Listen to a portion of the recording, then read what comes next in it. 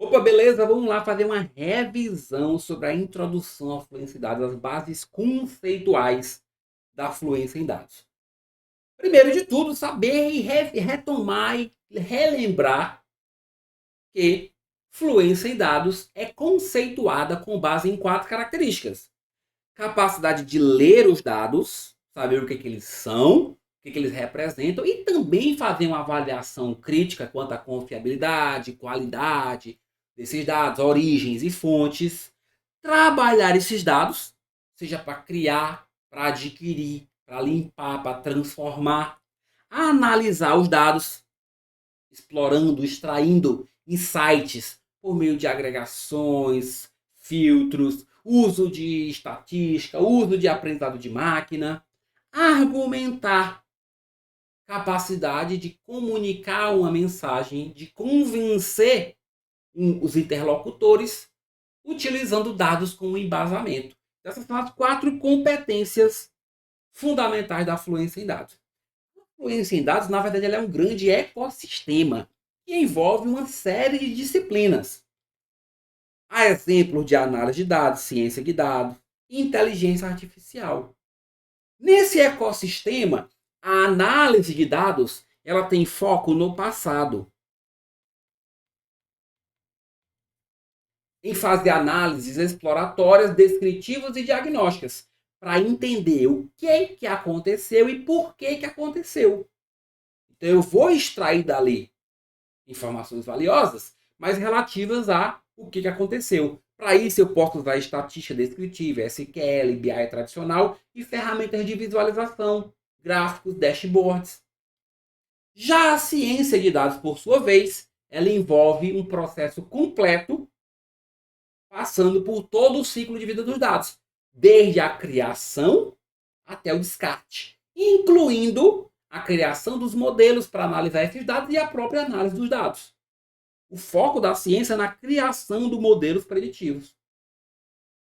Como ponte entre essas duas áreas, nós temos a análise de negócios ou business analysis, business analytics, que é justamente a aplicação de ferramentas de ciência de dados para analisar os dados de modo a melhorar a tomada de decisão organizacional. Então, o foco aqui é nas análises preditivas e prescritivas, ou seja, saber o que vai acontecer e quais as ações que serão tomadas caso algo aconteça, utilizando-se de estatística avançada, Python e R. E relacionando-se com tudo isso, nós temos a inteligência artificial e suas evoluções para aprendizado de máquina, aprendizado profundo e a generativa, né, que é a capacidade de simular ações humanas por meio de máquinas. E a mineração de dados é a realização de análise de negócios utilizando algoritmos de aprendizado de máquina para realizar seja classificação, associação ou clusterização, para descobrir padrões nos dados. Ressalto que as disciplinas não necessariamente são desconexas uma da outra, né? Muitas vezes elas se sobrepõem.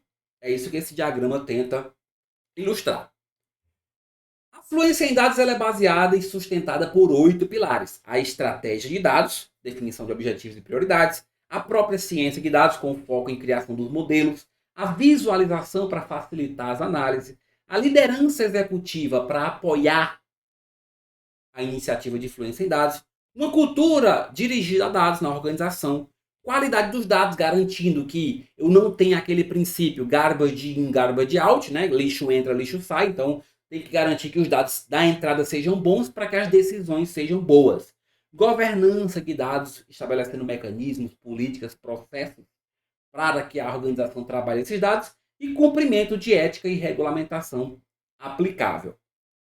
O modelo de fluência em dados ele envolve dois níveis, individual e organizacional, e dois papéis, consumidor e produtor. Então, no nível individual, eu tenho o produtor de dados, que é quem prepara e disponibiliza os dados, e o consumidor, que é quem interpreta e utiliza esses dados. No nível organizacional, eu tenho todo um ecossistema de produção de dados, envolvendo padrões, ferramentas e processos, para garantir que a organização extraia valor de dados, e do outro lado, a cultura de fluência em dados, consumindo tudo isso, um ambiente de incentivo para o consumo desses dados produzidos. Os dados, para que diga que eles tenham qualidade, eles precisam ser avaliados conforme alguns atributos, conforme algumas características. Alguns exemplos de características importantes são a relevância, a cobertura, a qualidade, profundidade, disponibilidade, estruturação, dentre outros. E uma organização para avaliar a fluência em dados, ela pode utilizar-se de métricas para acompanhar o desempenho e para monitorar fenômeno. Então, as métricas vão servir para que a organização verifique se ela está no direcionamento certo, se ela está no rumo certo. Uma organização sem métricas é um carro sem farol numa estrada escura à noite. Tipos de métricas podem ser de adoção ou de valor. Então, uma métrica, se ela avalia simplesmente o uso, o engajamento, ela é uma métrica de adoção. Ou seja, quantas pessoas foram treinadas? Quantos acessos ao relatório houve?